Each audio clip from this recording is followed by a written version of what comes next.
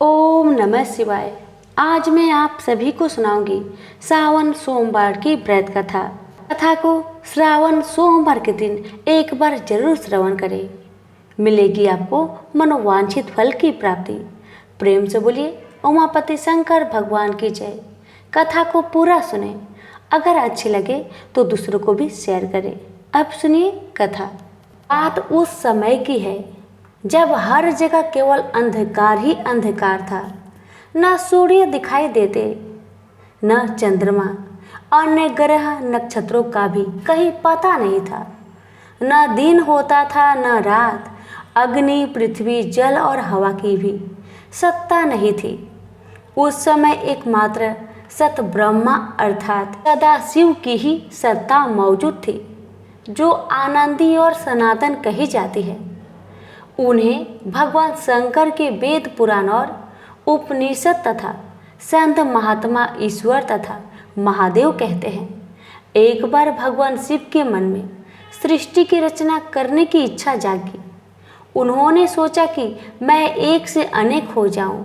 यह विचार आते ही सबसे पहले भगवान शिव ने अपनी पराशक्ति अंबिका को प्रकट कर दिया तथा उनसे कहा कि हमें सृष्टि के लिए किसी दूसरे पुरुष का सृजन करना चाहिए, जिस पर सृष्टि चलाने का महान भार सौंपकर हम आनंद पूर्वक विचरण कर सके। ऐसा निश्चय करके शक्ति सहित परमेश्वर शिव ने अपने बांग अंग के 10वें भाग पर अमृत मल दिया। वहां से तुरंत एक दिव्य पुरुष प्रकट हुआ। उसकी सुंदरता देखने योग्य थी। उसमें सब गुणों का समावेश था। वह अति शांत तथा समुद्र की तरह गंभीर था। रेशमी पीतांबर से उनके अंग की शोभा दुगनी हो रही थी। उसके चारों हाथों में क्रमशः शंख, चक्र, गदा और पद्म शोभित हो रहे थे।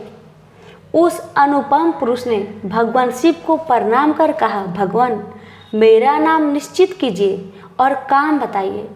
उसकी बात सुनकर भगवान शंकर ने मुस्कुराकर कहा, बस, व्यापक होने के कारण तुम्हारा नाम विष्णु होगा। सृष्टि का पालन करना तुम्हारा काम होगा। भगवान शिव का आदेश पाकर श्री विष्णु कठोर तपस्या में मग्न हो गए। कठिन तपस्या से उनके अंगों से जल धाराएं निकलने लगी। इससे सारा आकाश भर गया। आखिर उन्होंने थककर उसी जल में विश्राम किया। जल अर्थात नार में सोने के कारण श्री विष्णु का एक नाम नारायण पड़ा। उसके बाद सोए हुए नारायण की नाभि से एक सुंदर कमल खिला। उस समय भगवान शिव ने अपने दाहिने अंग से चतुर्मुख ब्रह्मा को प्रकट करके उस कमल पर डाल दिया। शिव जी की माया से मोहित हो जाने के कारण कई दिनों तक ब्रह्मा जी उस कमल के नाल में घूमते रहे, लेकिन उन्हें अपने को प्रकट कराने वाला पता नहीं चला। आकाशवाणी से तपस्या का आदेश मिलने पर ब्रह्मा जी ने अपने जन्मदाता के दर्शन के लिए 12 वर्षों तक कठिन तपस्या की। उसके बाद उनके सामने भगवान विष्णु प्रकट हुए।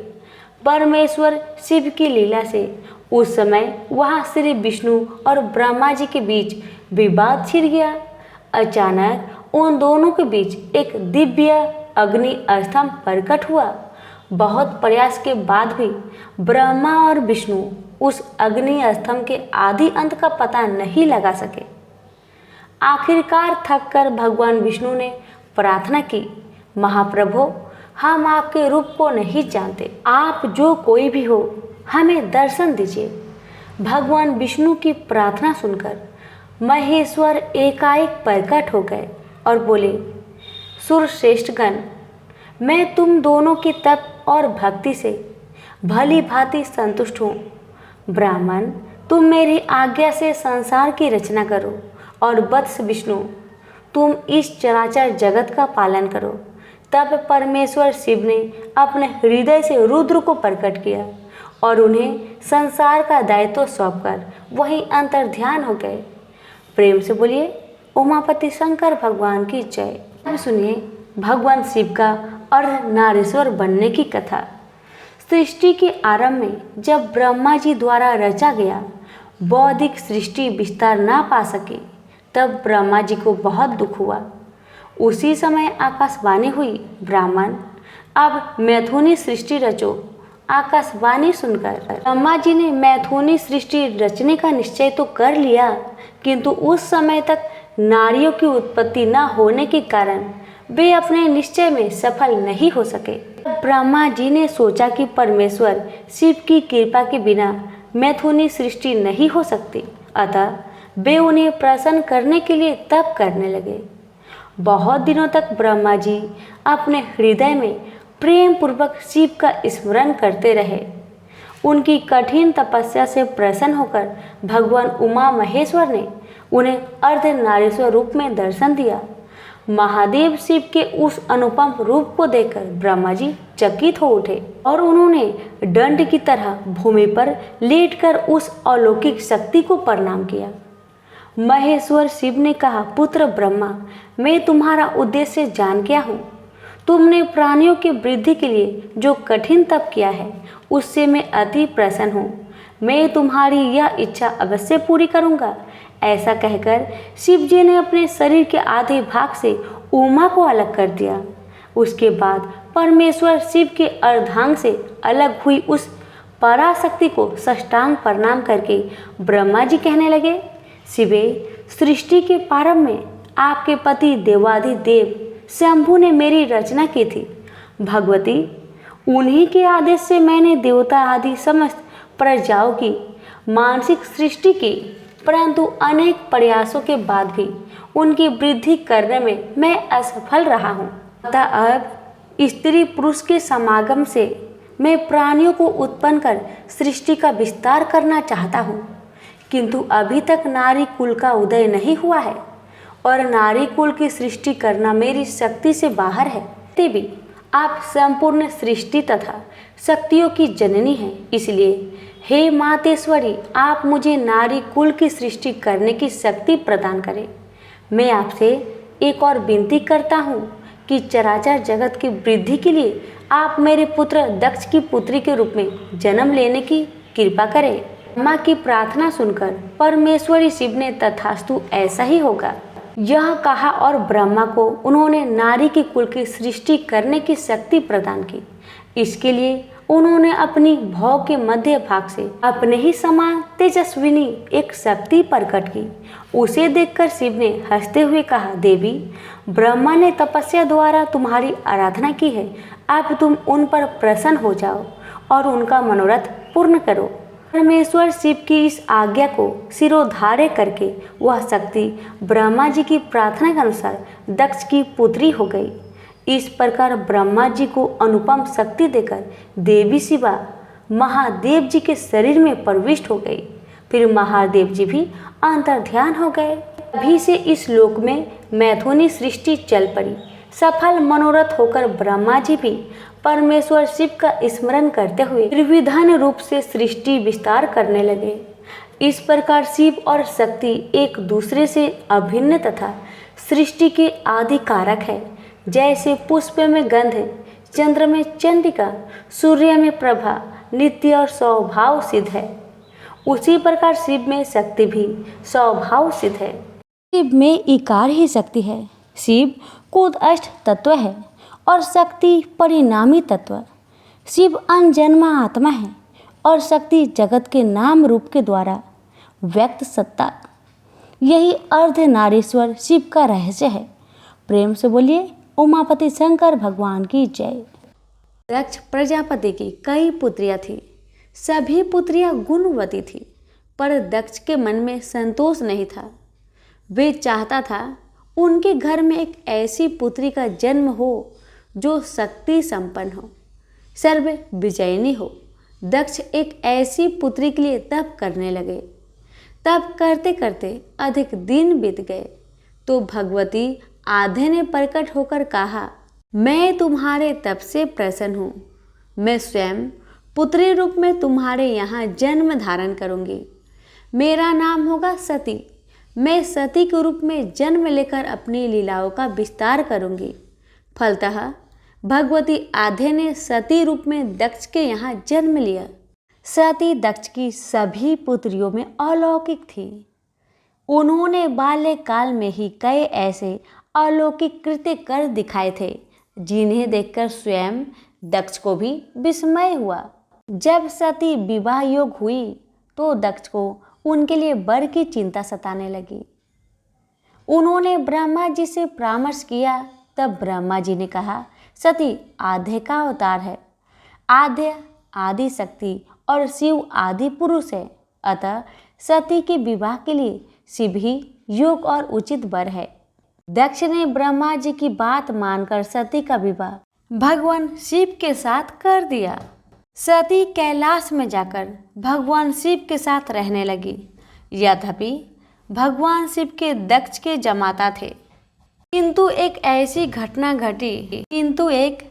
घटना घटी जिसके कारण दक्ष के हृदय में भगवान शिव के प्रति बैर और विरोध पैदा हो गया। घटना इस प्रकार थी। एक बार ब्रह्मा ने धर्म के निरूपण के लिए एक सभा का आयोजन किया था। सभी बड़े बड़े देवता सभा में एकत्र थे।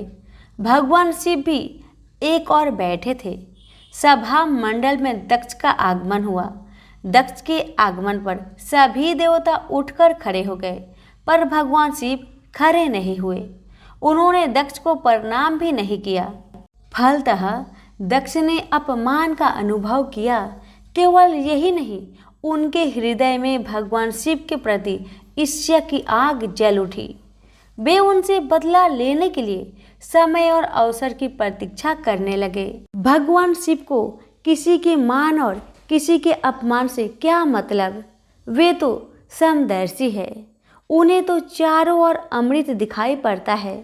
जहाँ अमृत होता है वहाँ कड़ुवाहट और कलेशपन का क्या काम? भगवान शिव कैलाश में दिन रात राम राम कहा करते थे। सती के मन में जिज्ञासा उत्पन्न हो उठी। उन्होंने अवसर पाकर भगवान शिव से प्रश्न किया, आप राम राम क्यों कहते हैं? राम कौन है? भगवान शिव ने उत्तर दिया, राम आदि पुरुष है, स्वयंभू है, मेरे आराध्य है, सगुण भी है, निर्गुण भी है। किंतु सती के कंठ के नीचे बात उतरी नहीं। वे सोचने लगी, अयोध्या के निप्रति दशरथ के पुत्र राम आदि पुरुष के अवतार कैसे हो सकते हैं? वो तो आजकल अपनी पत्नी सीता के वियोग में जनमतों की भांति विचरण कर रहे हैं। वृक्ष और लताओं को उनका पता पूछते फिर रहे हैं। यदि वे आदि पुरुष के अवतार होते तो क्या इस प्रकार आचरण करते? सती के मन में राम की परीक्षा लेने का विचार उत्पन्न हुआ। सती सीता का रूप धारण करके दंडक वन में जा पहुंची और राम के सामने प्रकट हुई। भगवान राम ने सती को सीता के रूप में देखकर कहा, माता आप एकाकी यहाँ वन में कहाँ घूम रही है? बाबा विश्वनाथ कहाँ हैं? राम का प्रश्न सुनकर सती को कुछ उत्तर देते न बना। वे अदृश्य हो गई और मन ही मन पश्चाताप करने लगी कि उन्होंने व्यर्थ ही राम पर संदेह किया। राम सचमुच आदि पुरुष के अवतार है। सती जब लौटकर कैलाश पर गई तो भगवान शिव ने उन्हें आते देखकर कहा, सती तुमने सीता के रूप में राम की परीक्षा लेकर अच्छा नहीं किया। सीता मेरी आराध्या है। अब तुम मेरी अर्धांगिनी कैसे रह सकती हो? इस जन्म में हम और तुम पति और पत्नी के रूप में नहीं मिल सकते। शिव जी का कथन सुनकर सती अत्यधिक दुखी हुई, पर अब क्या हो सकता था? शिव जी के मुख से निकली हुई बात असत्य कैसे हो सकती थी? शिव जी समाधित हो गए। सती दुख और पश्चाताप की लहरों में डूब उतरने लगी। उन्हीं दिनों सती के पिता कनखल में बहुत बड़ा यज्ञ कर रहे थे। उन्होंने यज्ञ में सभी देवताओं और मुनियों को आमंत्रित किया था, किंतु शिव जी को आमंत्रित नहीं किया था, क्योंकि उनके मन में शिव जी के प्रति ईर्ष्या थी। सती को जब यह ज्ञात हुआ कि उसके पिता ने बहुत बड़े यज्ञ की रचना की है, तो उनका मन यज्ञ के समारोह में सम्मिलित होने के लिए बेचैन हो उठा। शिव जी समाधित थे।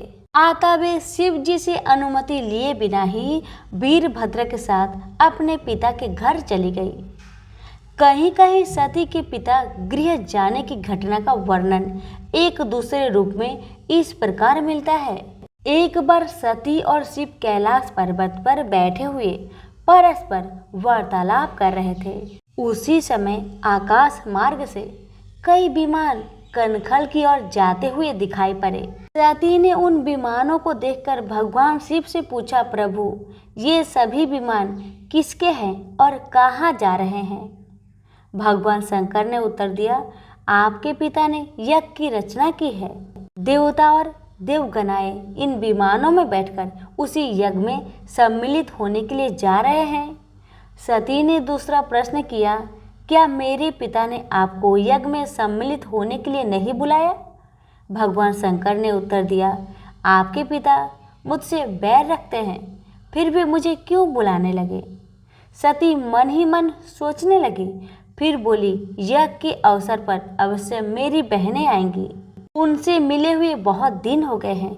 यदि आपकी अनुमति हो तो मैं भी अपने पिता के घर जाना चाहती हूँ। यज्ञ में सम्मिलित हो लूंगी और बहनों से भी मिलने का सुअवसर मिलेगा। भगवान शिव ने उत्तर दिया, इस समय वहाँ जाना उचित नहीं होगा। आपके पिता मुझसे जलते हैं, हो सकता है वो आपका भी अपमान करे। बिना बुलाए किसी के घर जाना उचित नहीं होता।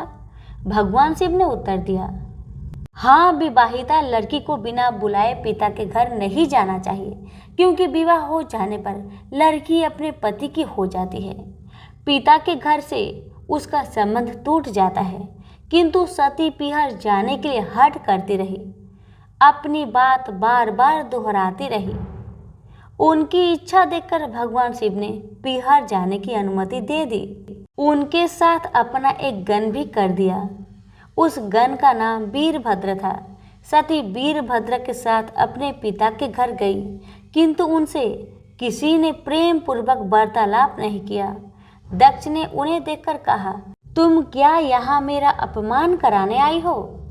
अपनी बहनों को तो देखो, वे किस प्रकार भांति भांति के अलंकारों और सुंदर वस्त्रों से सुसज्जित है। तुम्हारे शरीर पर मात्र बाघंबर है। तुम्हारा पति शमशानवासी और भूतों का नायक है। वह तुम्हारे बाघांबर छोड़कर और पहना ही क्या सकता है। दक्ष के कथन से सती के हृदय में पश्चाताप का सागर उमड़ पड़ा। वे सोचने लगी, उन्होंने यहाँ आकर अच्छा नहीं किया। भगवान ठीक ही कह रहे थे, बिना बुलाए पिता के घर भी नहीं जाना चाहिए। पर अब क्या हो सकता है, अब तो आ ही गई हूँ। पिता के कटु और अपमानजनक शब्द सुनकर भी सती मौन रही। वे उस यज्ञ मंडल में गई, जहाँ सभी देवता और ऋषि मुनि बैठे थे तथा यज्ञ कुंड में धू धू करती जलती हुई अग्नि में आहुतियाँ डाली जा रही थी। सती ने यज्ञ मंडल में सभी देवताओं के तो भाग देखे, किंतु भगवान शिव का भाग नहीं देखा।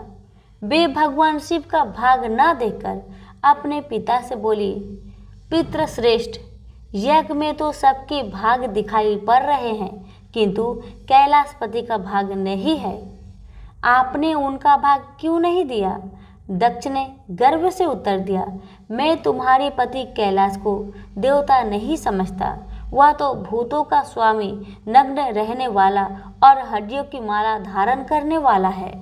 वह देवताओं की पंक्ति में बैठने योग्य नहीं है। उसे कौन भाग देगा?